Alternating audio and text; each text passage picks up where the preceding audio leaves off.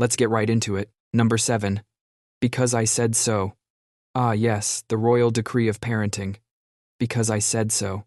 The phrase that ends all arguments, stops all logic, and silences all curiosity faster than unplugging a Wi-Fi router. You were 5, asking an innocent question, but why can't I stay up late? And instead of a reason, you got a sentence that's basically the parenting version of, don't question the empire. Here's the psychological twist. Kids aren't born rebellious. They're born curious. When you ask why, your brain's trying to build cause and effect understanding. You're developing logic, empathy, reasoning, basically the software that makes you a functioning human. But because I said so is like force quitting that program mid-update. It doesn't teach why something is right or wrong, it teaches that authority equals truth. Over time, that creates one of two outcomes: total obedience or quiet rebellion. Either you become the person who never challenges a bad boss, or the one who hides everything from authority just to feel in control again. It's ironic. Really, parents say it to end the argument, but what they're really ending is communication. So next time you hear, because I said so, just remember, that's not logic. That's emotional duct tape holding a collapsing argument together. Number 6. Stop crying or I'll give you something to cry about. This one's pure nightmare fuel. It's like emotional gaslighting wrapped in a threat. You're sad, vulnerable. Maybe you dropped your ice cream and suddenly the person who's supposed to comfort you just said, "Oh, you're sad? Let's make that worse." From a psychological perspective, this phrase teaches kids that emotions are dangerous, that showing pain equals punishment. The result? You grow up learning to swallow feelings, fake smiles, and apologize for being human. It's emotional taxidermy. Your feelings are still there, just frozen in place. Neuroscientists actually have a name for what happens here: emotional invalidation. It literally messes with the brain's ability to regulate mood. Kids raised in emotionally invalidating environments show higher rates of anxiety, dissociation, and difficulty recognizing their own needs, because they were trained to see emotions as weakness, not data. And the funniest part? Parents say it because they were told the same thing. Generational trauma disguised as discipline passed down like a cursed family heirloom. So if someone ever says, "I'll give you something to cry about," the proper adult translation is, "I'm uncomfortable with your emotions and I don't know how to regulate mine." Number 5. You're so dramatic. Ah, yes, the golden phrase that turns real feelings into cheap theater. You're not actually upset, you're just being dramatic.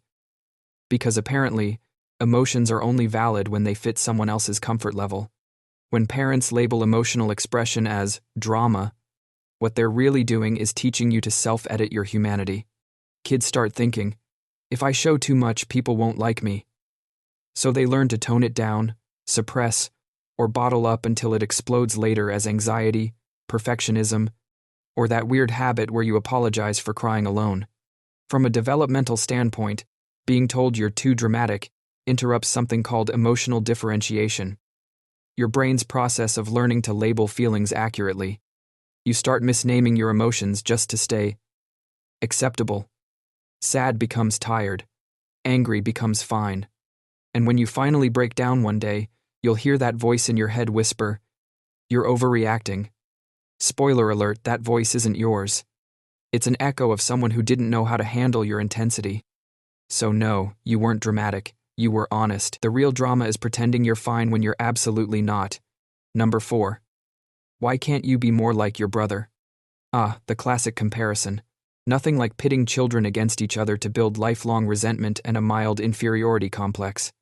You're 8 years old, sitting there proudly showing your parent a drawing of a blue horse, and instead of a compliment, you get, "That's nice, but your brother just won a science award." Cool. So, art means nothing unless it's holding a beaker? Psychologically, this one's a landmine. Comparing siblings triggers something called conditional self-worth, the idea that love or approval must be earned through achievement or similarity. You start associating affection with performance instead of identity. That's how perfectionists are born. And here's the plot twist. It's not even about you. Parents often use comparisons because they're anxious, insecure, or trying to motivate through guilt. But guilt isn't a motivator. It's a slow-acting poison. You either overachieve to earn validation or you give up entirely, because you'll never measure up. Both roads lead to burnout. While the perfect sibling gets crushed under the pressure to stay perfect, the golden child curse. It's a lose-lose situation for everyone. So next time someone says, "Why can't you be more like your brother?" the real answer is, because I'm not him. And thank God, because this family can't handle two of us. Number 3. You're fine. Picture this.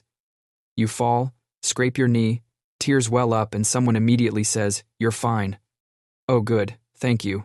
Random adult doctor who can apparently diagnose my emotional and physical pain from across the room.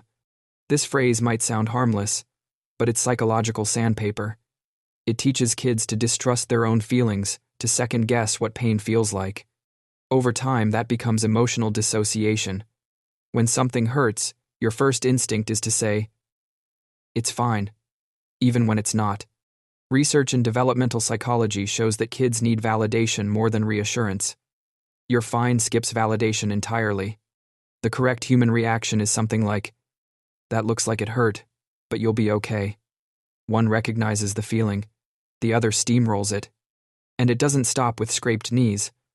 Adults who grew up hearing "you're fine" often ignore stress, anxiety, and burnout because they've internalized the rule. If you admit pain, you're weak. Ironically, it's the most not fine people who say "I'm fine" the most convincingly. So next time you catch yourself brushing something off, maybe ask, "Are you fine?" or just programmed to say so. Number 2. You're such a disappointment. This one hits like a punch to the soul.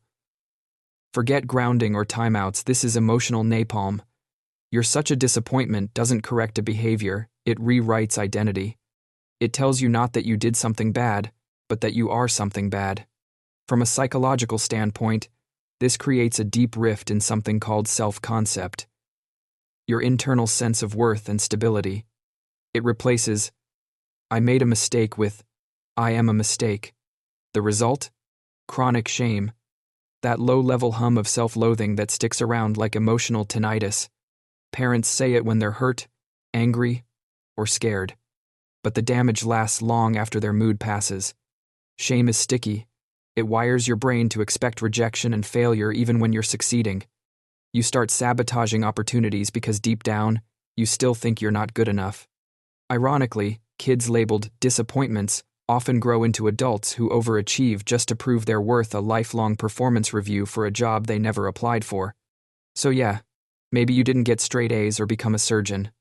But honestly, if surviving emotional shrapnel like that doesn't make you impressive, nothing will.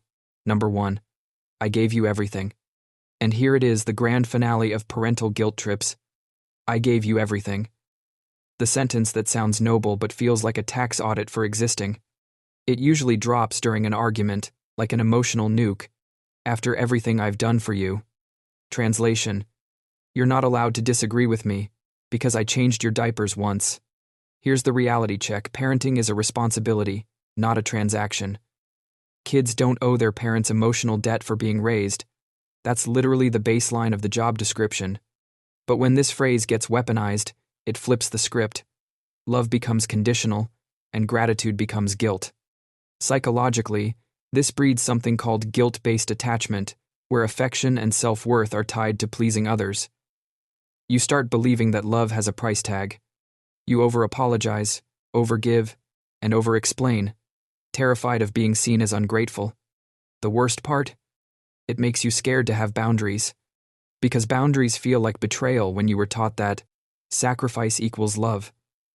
So instead of saying no, you overextend yourself at work, in relationships, everywhere. Ironically, the parents who say "I gave you everything" rarely realize they also gave something else: their own unresolved trauma, insecurities, and expectations. But here's the kicker. You're allowed to appreciate what they gave and heal from what they didn't. Gratitude and growth aren't enemies. So if you've ever felt guilty for wanting space, peace, or therapy, remember this. Love doesn't come with an invoice. You don't owe anyone for being human. That's all for today. I'll be making similar videos in the future. Subscribe to see them.